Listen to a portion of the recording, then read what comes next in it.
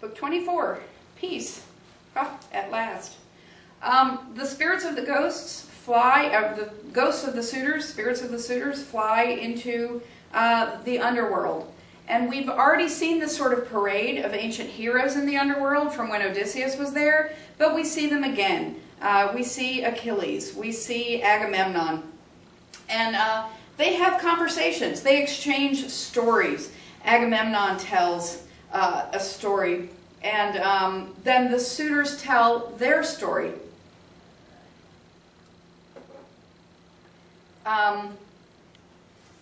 This takes up a chunk of Book 24. We hear again Odysseus talking about his encounter with Odysseus and him talking about women. Line 210, Happy Odysseus, Agamemnon's ghost cried out, Son of old Laertes, mastermind, what a fine, faithful wife you won. In contrast to Clytemnestra, who of course murders Agamemnon on his way home from Troy. And this passage here echoes that passage in Book 11 that Agamemnon was telling Odysseus. What good sense resided in your Penelope? How well Icarius' daughter remembered you, Odysseus, the man she married once. The fame of her great virtue will never die. Interesting again, we've seen Penelope more than once referred to as having fame. The great kind of fame. She's been compared to a king. We've seen her being crafty and intelligent. All characteristics that were not typical of Greek womanhood. The immortal gods will lift a song for all mankind, a glorious song in praise of self-possessed Penelope. Far cry from the daughter of Tyndareus, Clytemnestra, what outrage she committed, killing the man she married once. Yes, and the song men sing of her will ring with loathing. She brands with a foul name the breed of womankind, even the honest ones to come. So again, we see Agamemnon curse down the eons that Clytemnestra's behavior taints all women to come. Line 475. Oh, before that, we see Odysseus go to meet his father. And when he meets his father, a very interesting thing happens. We've had him over time.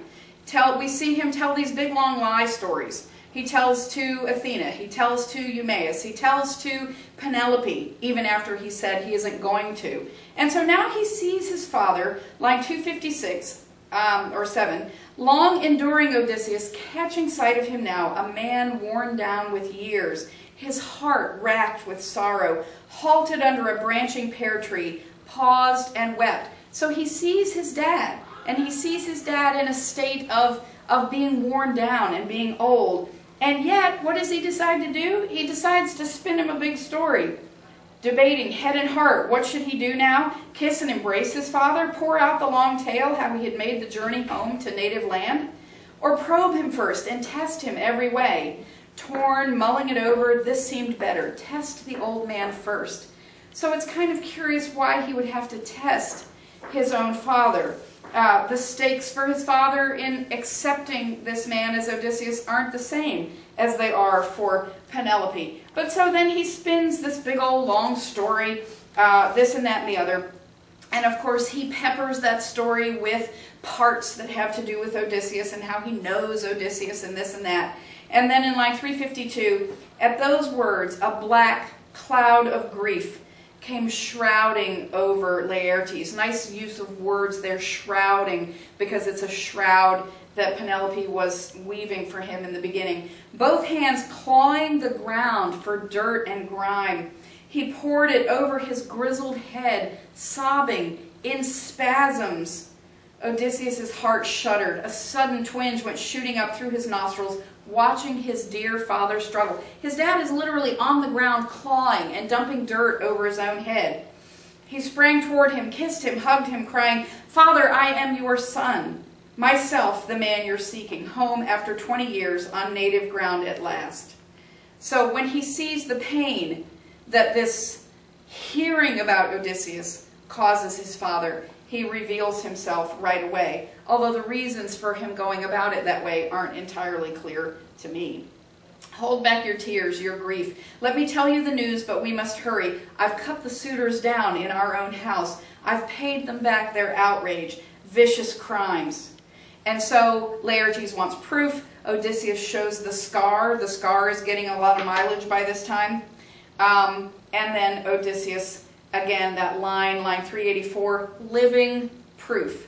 This time the living proof is Odysseus himself. And Laertes' knees went slack, his heart surrendered, recognizing the strong, clear signs Odysseus offered. And then it's interesting, we've seen Athena make Odysseus look beefier and more massive to everybody around him several times. We've seen her do the opposite when she dresses him as a beggar. We've seen her do this with Telemachus, and now we see her do it again, line 404, with Laertes. Before they ate, the Sicilian serving woman bathed her master Laertes, his spirits high, in his own room, and rubbed him down with oil, and round his shoulders drew a fresh new cloak. And Athena stood beside him, fleshing out the limbs of the old commander, made him taller to all eyes, his build more massive, stepping from his bath, so his own son gazed at him, wonderstruck. Face to face he seemed a deathless god. Father, Odysseus's words had wings. Surely one of the everlasting gods has made you taller, stronger, shining in my eyes. And there's some sense, we've spent a lot of the epic talking about Telemachus having a famous father and having to grow up without that father, and having to perhaps try to become a man in the absence of a father, but also in the presence of his father's glorious reputation. And in some ways, what Homer says to us here is it doesn't matter who the son is. As famous and as accomplished and as smart as Odysseus is, his own father still appears to him this glorious man. And so there's this idea that this is how all fathers should look to their sons. And so he tells the story of what has happened in the class, in the house, him fighting off the suitors, etc., etc. And so they decide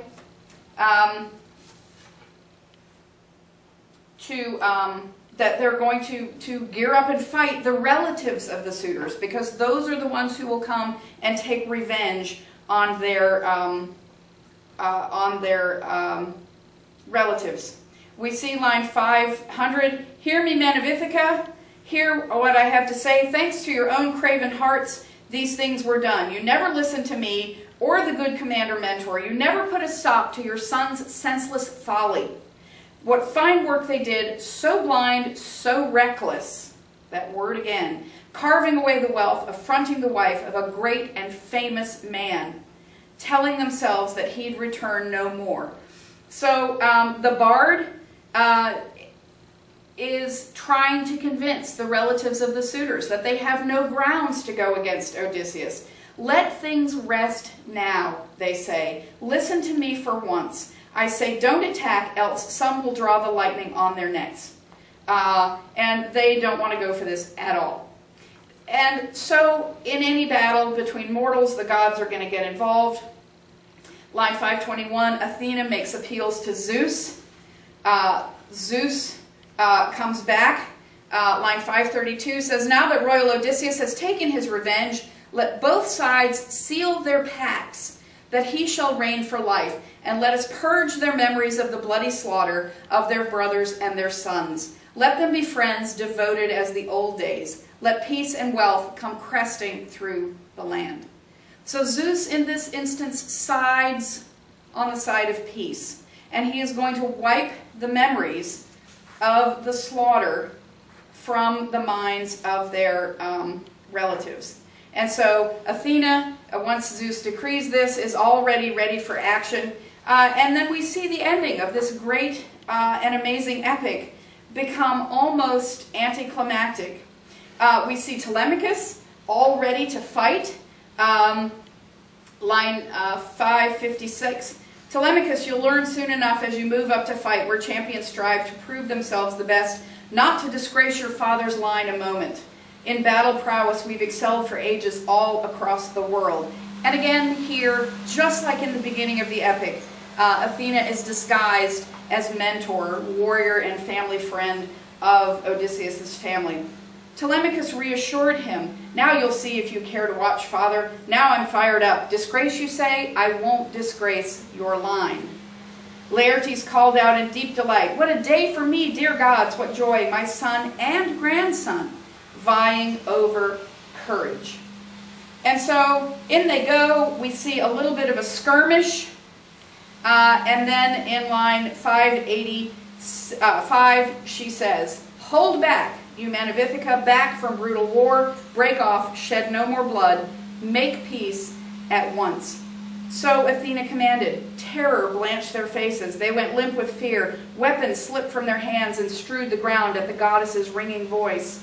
They spun in flight to the city, wild to save their lives, but loosing a savage cry, the long-enduring great Odysseus, gathering all his force, swooped like a soaring eagle, just as the son of Cronus hurled a reeking bolt that fell at her feet, the mighty father's daughter.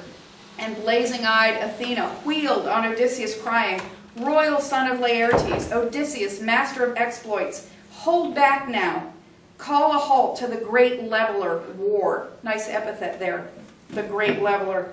Don't court the rage of Zeus who rules the world. So she commanded. He obeyed her, glad at heart. And Athena handed down her pacts of peace between both sides for all the years to come. The daughter of Zeus, whose shield is storm and thunder, yes, but the goddess still kept Mentor's build and voice. So we have kind of this odd ending, where the last lines of it are of Athena described as still keeping the build of Mentor, and this skirmish that could have begun ends in peace by the decree of the gods. So we don't know whether or not Odysseus goes inland far enough where his oar is thought to be a fan to winnow grain, the way that Tiresias has told him he needs to do. We don't know that he ever gets clear of Poseidon's curse, of the Cyclops' curse on him. We just know that he's not going to have to fight the families of the suitors, and he's home.